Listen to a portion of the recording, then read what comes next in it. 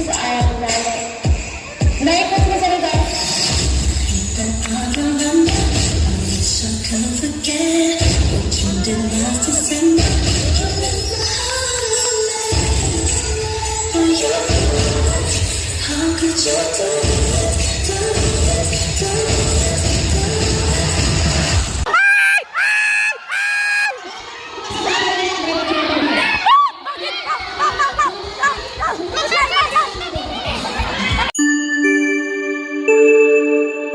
Another day, another mini vlog naman tayo for today's video ay na day in my life na isang raketerang-biliterang pilingera, Asia's December 14, 2024 at ito ang pangalawang Christmas party nga / family day ng aking Junakis. Dito nga yan sa City Hall Child Development Center or daycare. At dahil maaga nga ang call time 7:30 ay 4:30 before 5 ay bumangon na nga ako at si Habibi ay nagluto na nga rin. Gabi pa nga lang ay nakaredy na ang lahat ng aking mga bibit-bitin dahil makakalimutin nga habang ako. Si Habibi nga ay nagluluto ng aming dadalhin dahil potluck nga ang aming napagkasunduan ng aming Bicol session. Express na chicken nga ito dahil hindi naman ako nakain ng pork at buttered shrimp. 7 AM nga ito at nakaredy at nakagayak na nga kami at on the way na nga kami. Buti na lang talaga ay may e-bike na kami at marami na nga ako maiilagay at maiisakay. Ang problema, lumaki ata ang gastos ko. At dahil Christmas party nga at last day na nga ito ng pagkikita ng mga student at ng mga marites na mga magulang, syempre hindi mawawala ang mga pag-gift. At reflex nga namin itong aming t-shirt na napakaganda from Tita Yayo. Shoutout sa iyo. At maya-maya pa nga ay nandito na nga rin kami at tingnan nyo naman at may mas maaga pa nga at sa amin. At dito nga namin ginanap ang aming Christmas party / family day sa may Bilyawan, Marawoy dito sa Clubhouse. Nagpapasalamat nga pala kami kay la Teacher Yayo, Teacher Gladys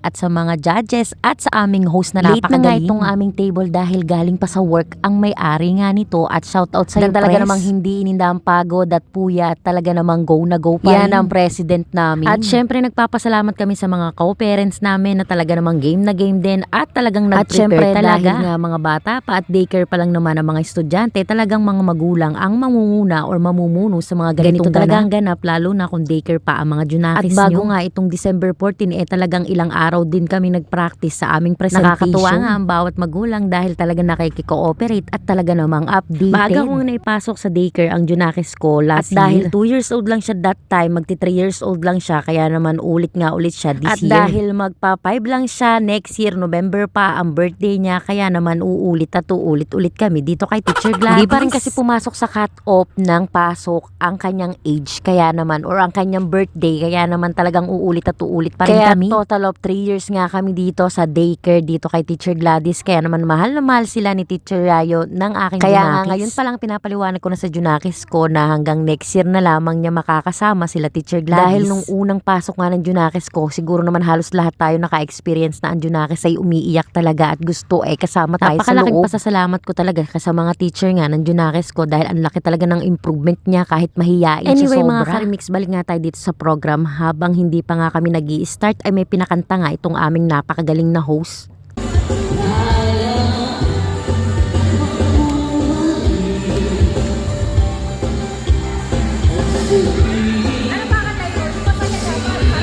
Take note mga karimix, lahat po sila ay teacher po ng daycare. Pati nga rin yung aming host ay teacher din po siya ng daycare. Nakakatuwa talaga yung mga ganitong activities sa school dahil hindi lang bata ang lumalabas ang talento, pati ang mga nakakatuwa magulang. Lang kasi yung self-confidence ng magulang at ng bata nahuhubog sa mga ganitong simpleng activity. At syempre ito na nga maya-maya nga ay nag-start na nga ang aming program.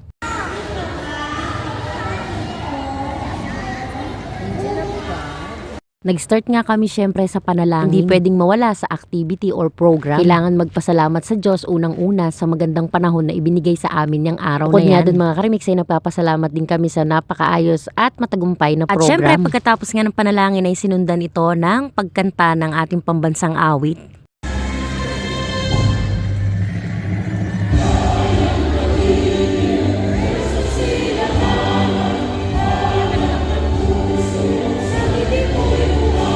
Minsan lang naman yung mga ganitong ganap or kaganapan sa buhay mga karimix, lalo na sa mga estudyante natin. Kaya naman yung mga ganitong program or activity ay hindi ko ni-skip or hindi ko hinahayaang hindi maranasan ng Junakis ko. Sa ugali nga niya na sobrang mahiyain, talagang kailangan niyang makisalamuha or sumali sa mga ganitong activity. Lahat ng dumalo kayong araw, alam ko po na may mga ibang commitment kayo, pero inunan niyo po ang araw ng ating mga.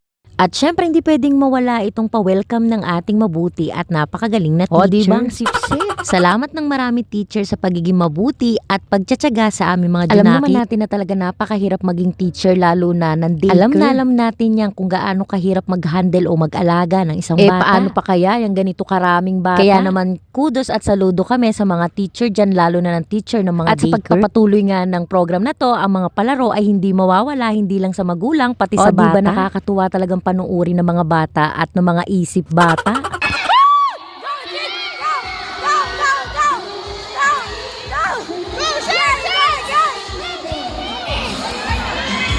At syempre, hindi magpapahuli ang mga daddy. Shoutout sa aking habibi na talaga namang ginalingan.